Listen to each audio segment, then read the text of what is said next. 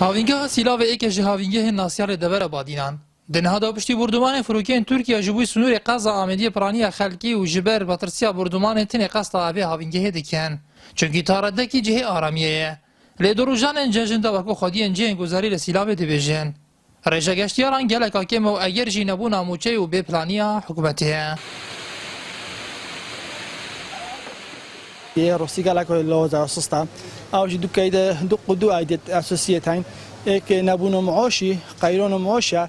یودیش نبودن بچک رک دفع علامه که بلو بچک تسهیل بخنین. یعنی رک دانه علامه که به بلو تفتیش کن، هویت اوجاگن، چه اوجاگن. بس رک دانه که علامه بهد.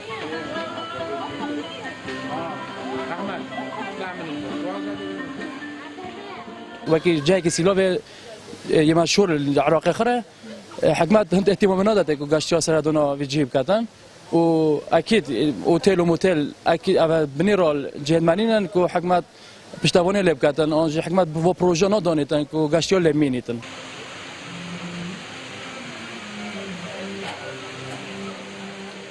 Ek ji hewlatiyan jî dibêje, geştiyar tinê navxona piraniya wan jî ên sunûrê Amediyê ne. û rêja geştiyaran di niha de nagihe 5 sadê. جوفيو تداديتن جرا جرا كوكيما وجاستيوري ما بخوب خويا يعني نه درفيا تتا منطقة ما حكمة دبرو دتا جيت خو وكي شغله أو عرض صورانه لكا أغلب عرب تناوره كوي حكومية حكمة بريو دتا وره نفي أهلية هاري كي بيبخويا حكمة بريو دتا وره خوبين صادق جنا مهاريد ما بخوب خوينا يعني خلقي أميدنا منطقة أميدية